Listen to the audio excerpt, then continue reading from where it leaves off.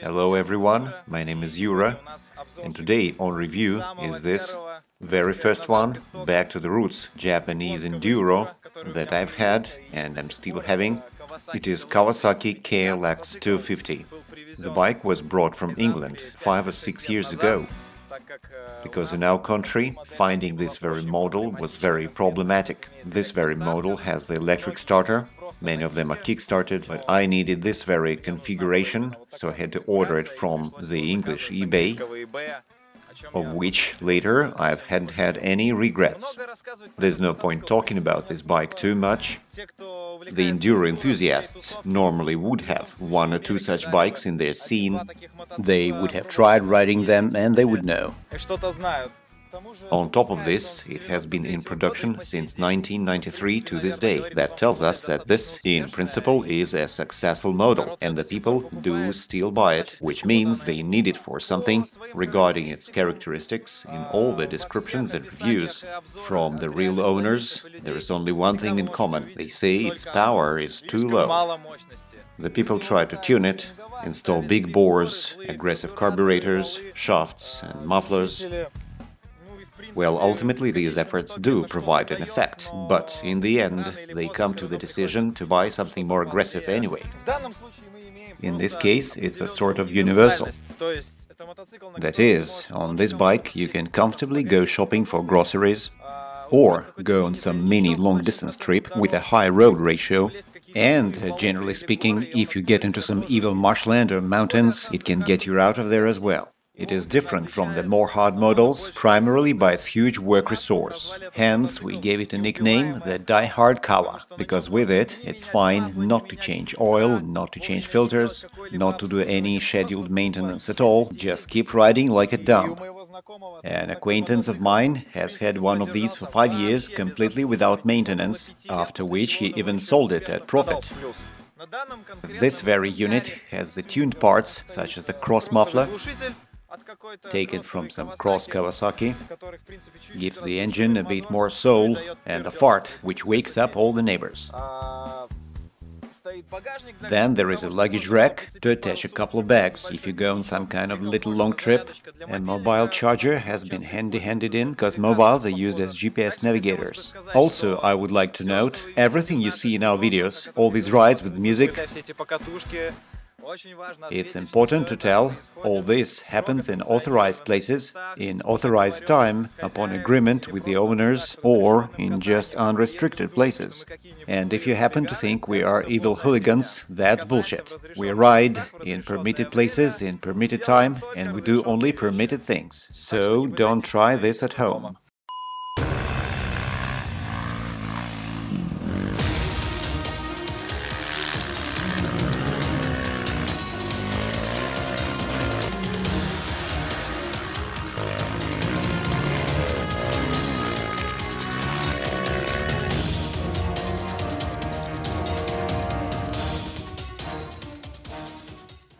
So how did this bike find its way to me? It was actually bought at English eBay, because at the moment, in our own market, nothing of the kind could be found. This is exactly the version with electric starter, with a button, can start at fording and marshland, without that crazy kicking and torment. Well, the very story of its purchase is of interest as well. A rather unusual story, where the bargaining process went the other way around than normal. I offered him a sum of money for it, I think it was around £1,000, to which the seller answered, "You know, this bike is rather old. Let me sell it to you for just 700, which is 300 less." Well, I didn't have any objections to the English gentleman. I agreed, transferred him the money, and the transport company brought the bike over to me. On the rubber, the tires that I installed here are, of course, total crap. My consideration at the time of acquiring them was the priority of driving on the asphalt, so that to go on rather long trips. And in principle, on the asphalt these tires do stand. But for the off-road, they are an absolute slick. They don't drive, they don't engage, they don't brake, and the main thing, they don't turn.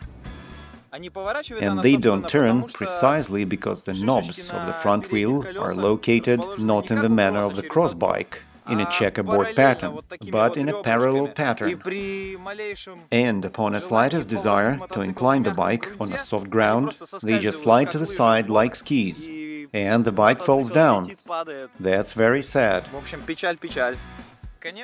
Of course, by this moment, this bike should be best called the Squinch. It's old, and every inch of it looks well used, but actually, technically, it's fully functional. The suspensions have been fully reassembled. The cylinder has been swapped for a big bore 300cc with a new piston. It's got everywhere a bunch of new glands and gaskets.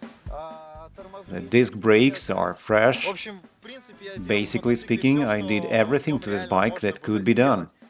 One thing, it looks wildly wretched and military, because its frame got chipped and rusty. But, as they say, it does not affect the speed, and the bike, as it is, traveled Romania, Crimea, Bulgaria, and the local swamps and marshlands.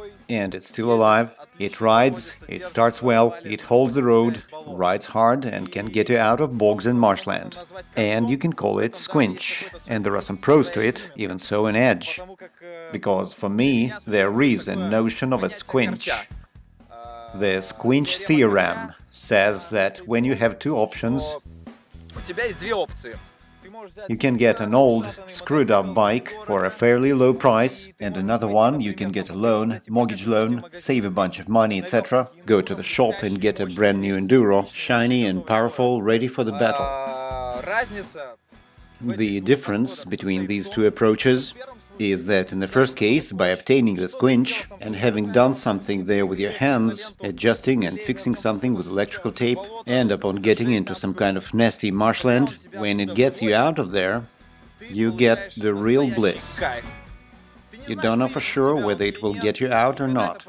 So when this happens, this is the real bliss. The level of dopamine, the level of your happiness is over the top. Whereas with a new bike, if it gets you out of there, it's supposed to get you out of there. It's new, it's expensive, it's well made. But if a new bike happens not to get you out of some kind of shit place, then it turns out you've paid a pile of money and you've been given a frigging. But in the case of a Squinch, this is only a Squinch indeed. It's normal, it's not supposed to get you out of anywhere, it's cheap, and a lot of things are excusable to it. So what comes out as a result, as the output of the Squinch theorem? It is that Squinch brings about a lot more happiness than a new bike in any case. Either it gets you out of there or it doesn't. So let's sum it up a bit. What do we have here? It turns out that the old Kawa is universal, it doesn't require a lot of maintenance. One can ride without oil and do nothing.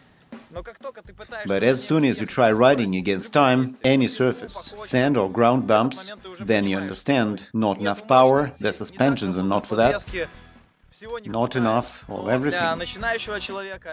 But for a beginner, or for the one who searches for adventure, rather for the real speed, this is an excellent option. You can ride a long, long way, comfortably, the suspensions are soft, they lick the stones and obstacles better than cross-bike or hard enduro. They don't hit your back or legs that much. This is a bike for fun, for some short trips. In the meantime, it lets you get into some wild shit places and spend half day trying to pick it out there, which to me personally delivers a lot of enjoyment. To all those who are not after sport or speed, I would fiercely recommend it. Get a Kawa, go to Pampas. Get the bliss, get the Squinch effect. And enjoy the bike, which, despite being imperfect, still can get you out of any asshole. Love and kindness to all.